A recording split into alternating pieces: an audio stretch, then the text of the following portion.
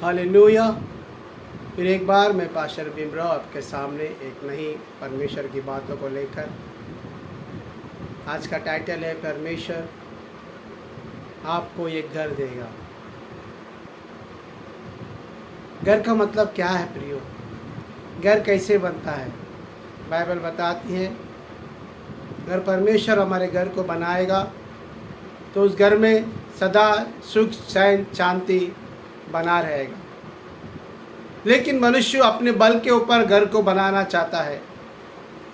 मनुष्य अगर अपने बल के ऊपर घर को बनाता है तो उस घर के अंदर घमंड, ईर्ष्या, पाप, ये सारी बातें उस घर के अंदर आती है। सबसे पहले परमेश्वर हमको कहता है तो सबसे पहले तो विश्वास का घर बना। कैसे घर बना? विश्वास का घर। और विश्वास का घर कैसे बनेगा प्रियो? विश्वास का घर हमारे कामों पे, हमारे लक्ष्य पे जब हम विश्वास करते हैं तो हमारे विश्वास का घर सबसे पहला बनता है। हमारे पास अगर विश्वास का घर नहीं है तो हम इस संसार में कोई भी घर भी नहीं बना सकते, ना कोई चीज़ों को हम हासिल कर सकते हैं। सबसे पहले विश्वास होना चाहिए मनुष्य के अंदर, एक सिद्धांत होना चाहिए मनुष्य के अंदर, एक लक्ष्य होना चाहिए मनुष्य के अंदर कि मेरे हर एक काम को जो मैं सोचा हूँ विश्वास के साथ में मैं पूरा कर सकता हूँ। प्रियो, बाइबल बताती है परमेश्वर मनुष्य की इच्छा के ऊपर मनुष्य को छोड़ दिया है। अगर मनुष्य परमेश्वर के ऊपर विश्वास करके हर एक काम को करे तो कभी भी मनुष्य फेल नहीं होएगा, ऐसा बाइबल का लेख में लिखा है।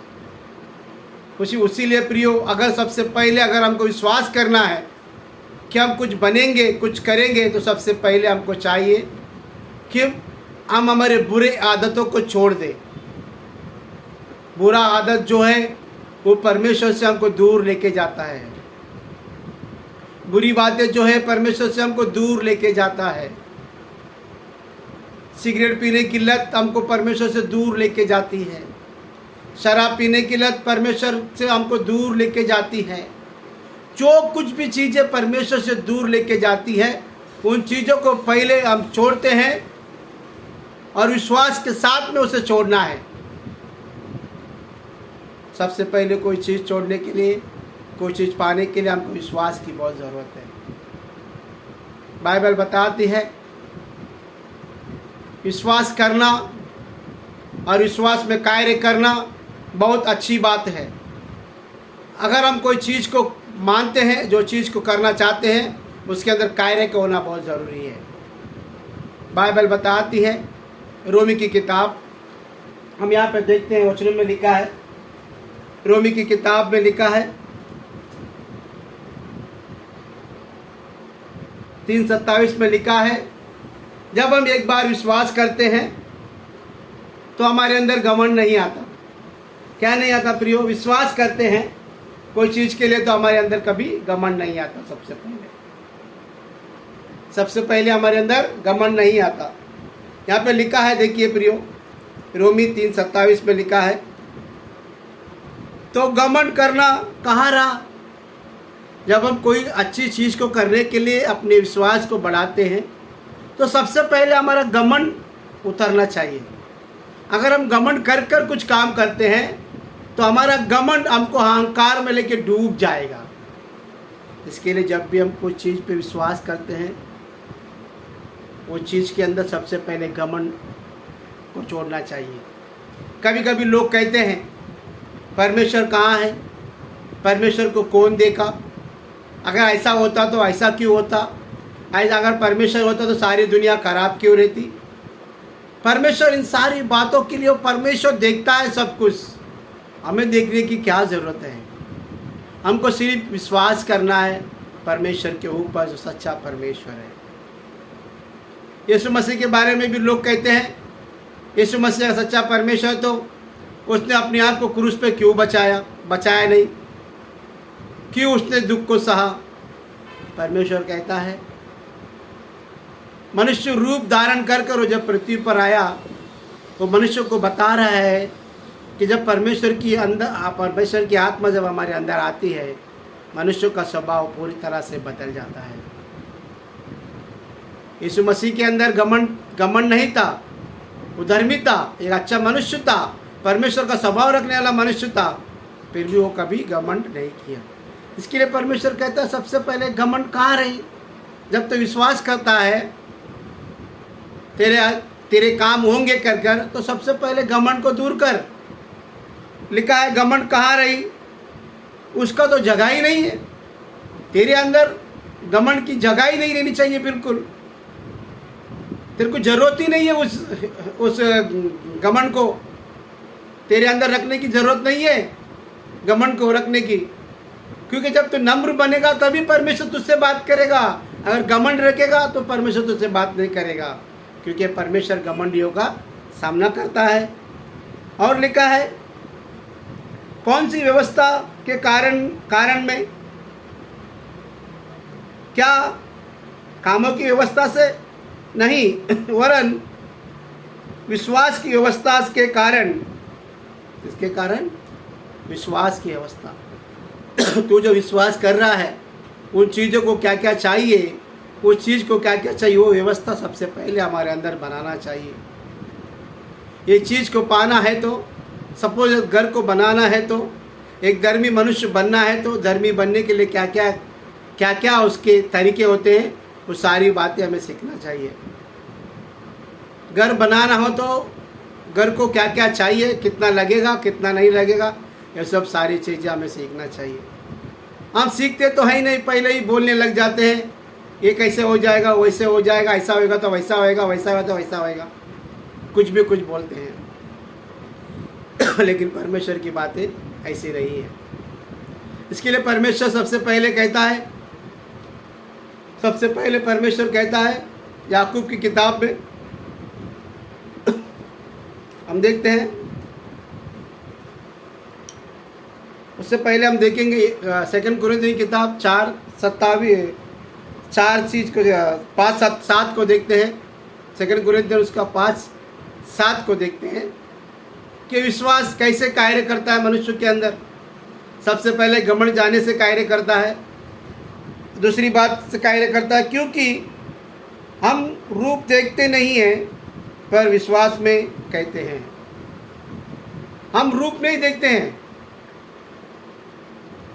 कोई चीज को पाने के लिए हम उसका रूप स्वभाव नहीं देखते, हमें सिर्फ घर की जरूरत है। क्या कहते हैं? घर की जरूरत है, हमारे विश्वास की जरूरत है। विश्वास रंग रूप देख कर तय नहीं किया जा सकता प्रियो। मैंने पिछले वीडियो में बताया विश्वास की कोई जाति नहीं होती है। इसीलिए अगर सही विश्वास हमारे पास है, सही बातों के लिए हम विश्वास करते हैं, सही बात पाने के लिए अगर हम विश्वास करते हैं, तो सबसे पहले हमको परमेश्वर के पास आना चाहिए। आज बहुत सारे लोग बुरी बातों में गिरकर, बुरी आदतों में गिरकर, मुझे सिगरेट नहीं छूटेगा, मुझसे दारू नहीं छूटेगा, मुझसे कोई चीज़ नहीं छूटने वाला है, ऐसा सोचते हैं। लेकिन परमेश्वर मदद करता है, विश्वास तुम्हें मदद करता है, विश्वास तुम्हें चलाता है प्रियो। परमेश्वर ने बहुत बार हर एक मरीज से कहा, लंगड़े से कहा, अंधे से कहा, बीमार से कहा कि तेरा विश्वास तेरे को चंगा करेगा। तेरे पर जितना विश्वास है उतना तेरे को परमेश्वर चंगा करेगा। हम एक एग्जाम्पल देखते हैं प्रियो। आज बड़े बड़े लंगड़े लोग, लूले लोग, बहुत सारे लोग जो है बड़े बड़े पोस्ट पे बैठे हैं। हम कभी कभी वीडियो में देखते हैं कलेक्टर जो है, एक आदमी कलेक्टर बना है, उसके हाथ पैर पोलियो मारा हुआ है। देखिए प्रियो, वो आदमी क्या विश्वास कर सकता है? अरे मुझे पोलियो मारा है, मैं कैसे बन जाऊं, मैं कैसे क्या करूं, मैं क्या पढ़ूं, क्या लिखूं, मैं तो भीख ही मांगूंगा क्योंकि सारी दुनिया भीख मांग रही है। लेकिन उसने ऐसा नहीं सोचा, वो IAS बना। आज हमारा भी विश्वास ऐसे ही होना चाहिए प्रियो। इसलिए परमेश्वर के लेख में लिखा, याकूब की किताब में इस तरह से कहता है परमेश्वर। देखिए जरा, पढ़ेंगे तो वहाँ पे लिखा है, अगर आपके पास बुद्धि की कमी है तो आप परमेश्वर के पास आओ कर वहाँ पे लिखा है याकूब की किताब में। अगर परमेश्वर के पास हम लोग आते हैं तो परमेश्वर हमें बहुतायत से चलाता है, बहुतायत से हमें जीवन देता है, और सारी बातों का जो हम सोचते हैं उन सारे नेचरों को परमेश्वर हमारे अंदर डालता है। लेकिन हमारा विश्वास अच्छा होना चाहिए। हमारा विश्वास कैसा होना चाहिए? हमारा विश्वास बहुत अच्छा होना चाहिए। याकूब की किताब में लिखा है, तेरे विश्वास ने तुझको, तू विश्वास के कारण तेरे अंदर बुद्धि बढ़ सकती है। इसके लिए प्रिय, विश्वास करो परमेश्वर के ऊपर कि तेरी सारी बुरी बातें जाएगी। विश्वास कर तो परमेश्वर के ऊपर तेरी सारी बीमारियां जाएगी। विश्वास कर तो परमेश्वर के ऊपर कि तू चंगा हो जाएगा। विश्वास कर तो परमेश्वर के ऊपर तेरी गरीबी दूर हो जाएगी।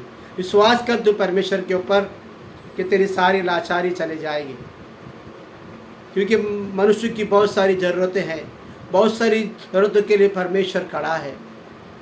आज अगर हमारी परिस्थिति खराब है, अगर हम सोचते हैं कि मैं कुछ नहीं कर सकता हूँ, ऐसे परिस्थिति में तो प्रियो आप गलत हैं।